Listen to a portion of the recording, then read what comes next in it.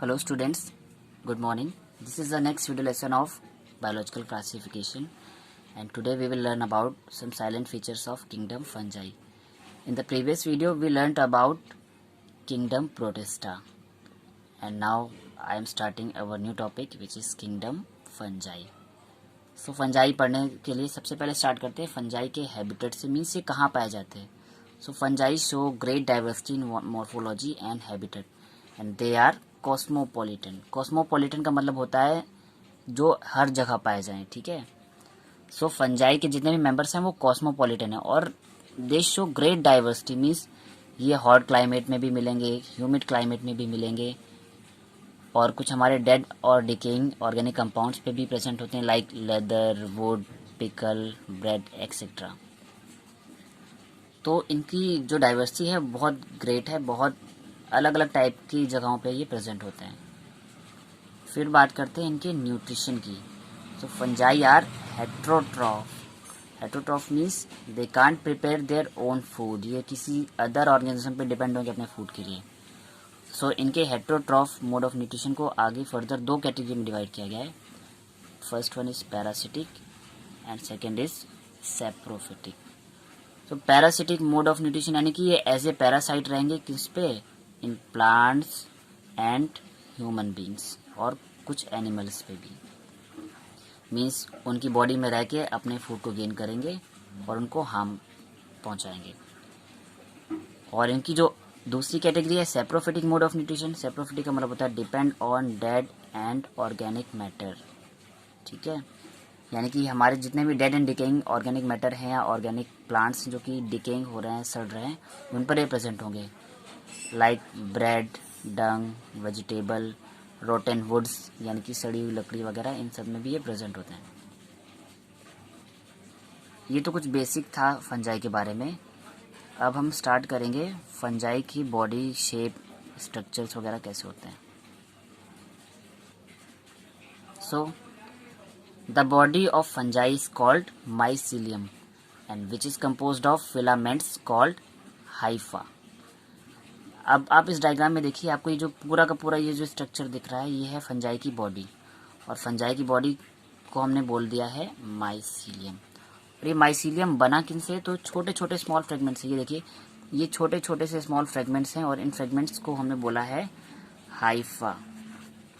तो इन हाइफा से मिलकर ही बनी हुई है पूरी की पूरी फंगल बॉडी जिसे हमने टर्म दी है mycelium. And Haifa is a singular word, ठीक है. अगर बहुत सारे हाइफा को हम कंबाइन कर दें तो उसका जो प्लूरल टर्म आती है दैट इज कॉल्ड हाइफी. सो बहुत सारे फिलामेंट्स जिनको कि सिंगुलरली हम बोलते हैं हाइफा, या हाइफा बहुत सारे होंगे तो उनको हम बोल देते हैं हाइफी. यही बहुत सारे हाइफा और हाइफी कंबाइन होकर बना लेते हैं fungal body which is called mycelium.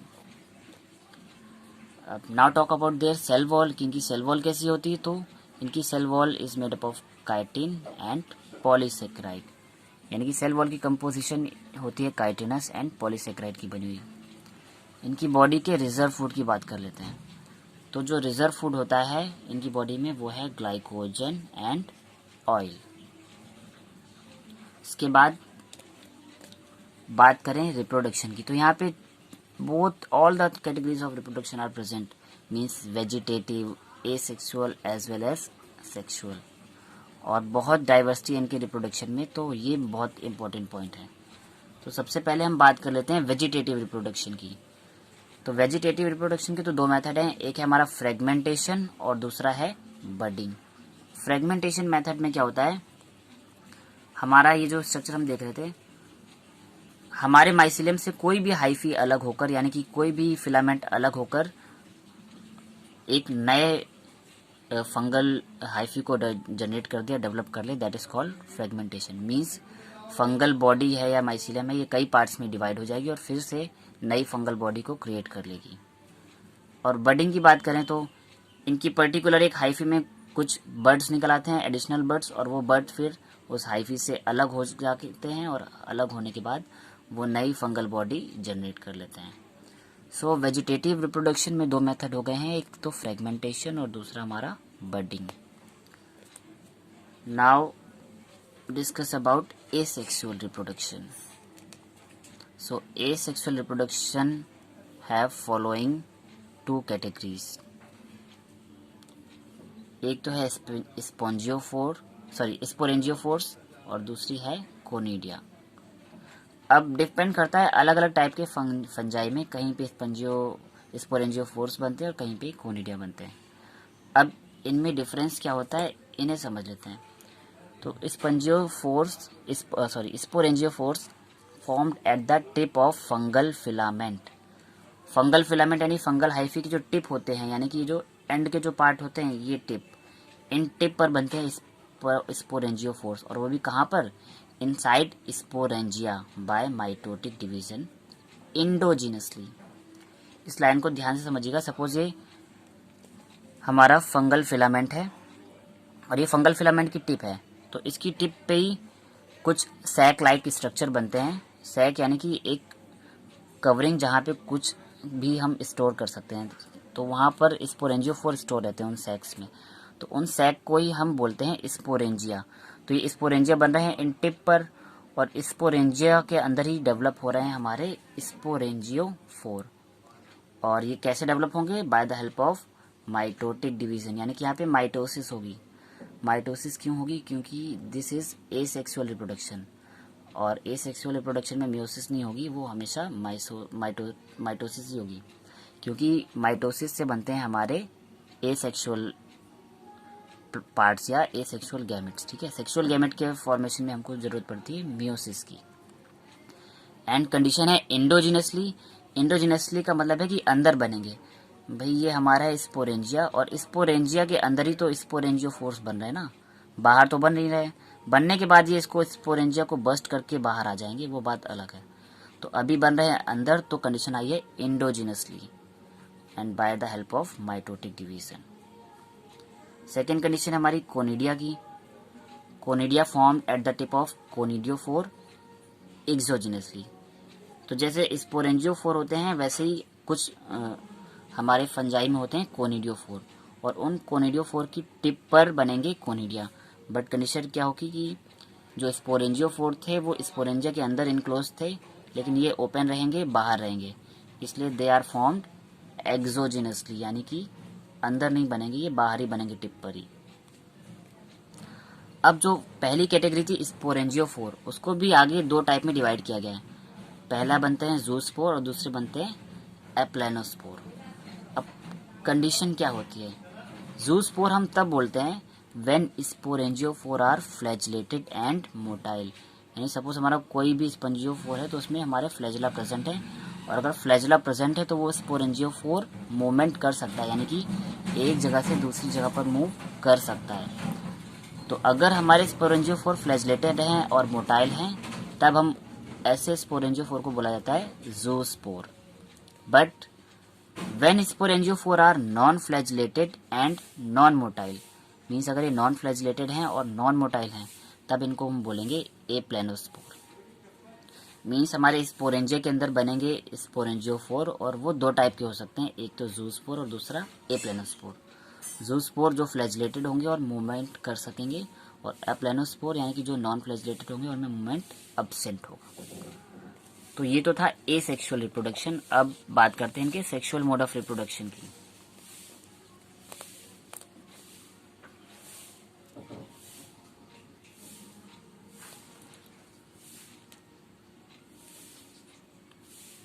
So fungi का जो सेक्सुअल रिप्रोडक्शन है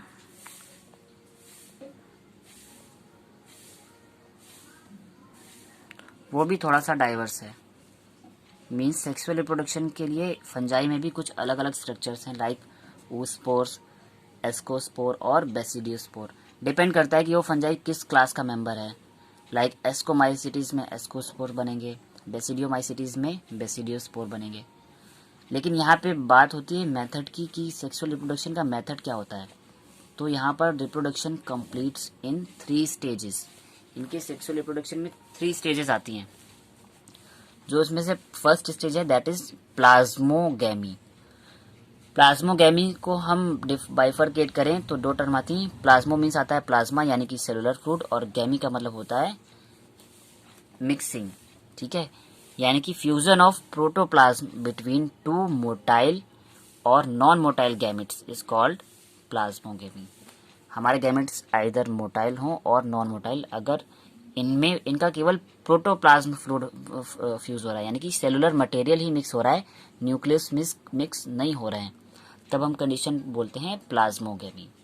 तो फर्स्ट स्टेज में होती है प्लाज्मोगेमी। इसके बाद अनदर स्टेज आती है कैरियोगेमी। कैरियो से टर्म आती है न्यूक्लियस और गैमी से मतलब होता है मिक्सिंग, यानी अब सेकेंड स्टेज में हम इनके न्यूक्लियस भी आपस में मिक्स होंगे, फ्यूज होंगे। So fusion of two nuclei called karyogamy. और फ्यूजन से पहले जो स्टेज थी वहां पर क्या हो रहा था कि भाई दो सेल थी और वो आपस में, और उनके पर्टिकुलर दो न्यूक्लियस थे। अब जब इनमें प्लाज्मोगेमी हुई, इनका मतलब है कि इनका सेलुलर फ्लूइड आपस में मिक्स हो गया, यानी कि कुछ इस टाइप का स्ट्रक्चर आया कि इनकी वॉल डिसॉल्व हो गई और इनका साइटोप्लाज्म तो मिक्स हो गया बट न्यूक्लियस फ्यूज नहीं हुए, और हमारी सेल कुछ ऐसी दिखने लगी कि सिंगल सेल बन गई, क्योंकि साइटोप्लाज्म तो मिक्स हो गया बट जो न्यूक्लियस हैं वो मिक्सअप नहीं हुए। और इस स्टेज को बोलते हैं एन स्टेज या डाइकैरियोन। तो कैरियोगेमी के पहले की जो स्टेज थी that is called two nuclei stage is called dikaryon, और इस फेज को बोलते हैं हम डाइकैरियो फेज। अब डाइकैरियोन स्टेज के बाद क्या होता है, कैरियोगेमी हो जाती है, और कैरियोगेमी के बाद ये दोनों के दोनों न्यूक्लियस हैं आपस में फ्यूज हो जाएंगे और एक सिंगल डिप्लॉयड न्यूक्लियस बना लेते हैं, और उस कंडीशन को हम बोलते हैं सिंकैरियोन। मैंने नीचे डायग्राम है, वहाँ पे मैं दोबारा से आपको एक्सप्लेन कर दूंगा इसे। सो सिंकैरियोन के बाद फिर लास्ट स्टेप आता है मियोसिस का। ये लोग मियोसिस करते हैं, और मियोसिस में क्या होता है, मियोसिस क्यों हो रही है यहाँ पे, क्योंकि यहाँ पे बन रहे हैं सेक्सुअल गैमेट्स, और जब भी सेक्सुअल गैमेट्स बनेंगे तो वहाँ पर सेल डिवीजन होगा बाय द मियोसिस। और नाउ डिप्लॉयड न्यूक्लियस, यानी कि जिनको हमने बोल दिया था synkaryon, undergo meiosis and produce haploid spores. तो यहाँ पर हैप्लॉइड स्पोर्स बन जाएंगे, क्योंकि मैंने बताया हुआ था जब मियोसिस होती है तो 4 हैप्लॉइड स्पोर बनते हैं। तो अब यहाँ पर सिंपल देख लीजिए आप, ये हमारे 2 स्पोर हैं, एक हो सकता है मेल का हो और एक फीमेल का हो। तो 2 स्पोर यानी कि 2 सेल हैं और 2 सेलों के अपने अपने न्यूक्लियस हैं। तो पहली स्टेप क्या हुई हमारी, प्लाज्मोगेमी, मीन्स इनका साइटोप्लाज्म फ्यूज हुआ, न्यूक्लियस फ्यूज नहीं हुए। तो ये देखिए कुछ ऐसा स्ट्रक्चर आया कि सेल तो एक हो गई बट न्यूक्लियस हमारे पास 2 अलग अलग थे। अब इस कंडीशन को हमने बोल दिया था डाइकैरियोन, क्योंकि यहाँ पर थे हमारे 2 न्यूक्लियस, तो 2 न्यूक्लियस के लिए जो टर्म आ गई थी वो आ गई थी डाइकैरियोन। अब डाइकैरियोन के बाद इसमें क्या हुआ, कैरियोगेमी हुई। कैरियोगेमी का मतलब होता है मिक्सिंग ऑफ न्यूक्लियाई। तो अब ये दोनों न्यूक्लियस आपस में फ्यूज कर देंगे और 2n यानी कि डिप्लॉयड न्यूक्लियस बना लेंगे, और जब डिप्लॉयड न्यूक्लियस बन गया तो हमने वर्ड यूज कर लिया सिंकैरियोन, मीन्स कि ये कंबाइंड न्यूक्लियस हो गए, डिप्लॉयड हो गए। अब इन्हीं सिंकैरियोन न्यूक्लियस में क्या होगी, मियोसिस, और meiosis is a reduction division, जहां पर एक डिप्लॉयड सेल से 4 हैप्लॉयड सेल्स बन जाती हैं। तो यहाँ पर हमारे हैप्लॉयड स्पोर बन गए। अब फिर से आगे ये साइकिल कंटिन्यूसली चलती रहती कि ये स्पोर वापस जाएंगे और फिर से दो अलग अलग स्पोर मिलेंगे और फिर से करेंगे प्लाज्मोगेमी, प्लाज्मोगेमी के बाद कैरियोगेमी, और फिर से बन जाएगा सिंकैरियोन। और इसी तरह से इनकी लाइफ साइकिल कंटिन्यूसली चलती रहती है। मतलब 2 सेल आएंगी, प्लाज्मोगेमी करके साइटोप्लाज्म फ्यूज होगा, फिर कैरियोगेमी में न्यूक्लियस फ्यूज होगा, और फिर से 4 हैप्लॉइड स्पोर बन जाएंगे, और वो हैप्लॉइड स्पोर दोबारा से सेक्सुअल रिप्रोडक्शन स्टार्ट कर देंगे। सो आई होप आपको सेक्सुअल रिप्रोडक्शन भी अच्छे से क्लियर हो गया होगा। इसके बाद अगर हम एग्जाम्पल की बात करें तो यहाँ पे मैं फंजाई का सबसे मोस्ट कॉमन एग्जाम्पल देना चाहता हूँ, जिसे यीस्ट कहते हैं। और यीस्ट एक ऐसा ऑर्गेनिज्म है जो कि यूनिसेलुलर एल्गी है, यूनिसेलुलर फंजाई है, यानी कि ये सिंगल सेल्ड है। बाकी के जितने भी हमारे फंजाई होते हैं वो मोस्टली मल्टी सेलुलर होते हैं। और on the basis of structure of mycelium and sexual reproduction, kingdom fungi are divided into 4 classes. यानी कि अगर हम इनके माइसीलियम के स्ट्रक्चर को देखें, मींस फंगल फिलामेंट के स्ट्रक्चर को देखें, या इनके मोड ऑफ सेक्सुअल रिप्रोडक्शन को देखें तो उसके बिहाफ पर फंजाई को 4 कैटेगरी में डिवाइड किया गया है, phycomycetes, ascomycetes, basidiomycetes and deuteromycetes. So आज की वीडियो में इतना ही रखते हैं और नेक्स्ट वीडियो में हम स्टार्ट करेंगे from the sub class of kingdom fungi, phycomycetes. And last video में मैंने फाइलम प्रोटिस्टा को डिस्कस किया था, and if you missed it, you can see that video from the link given in the description box. Thank you, student.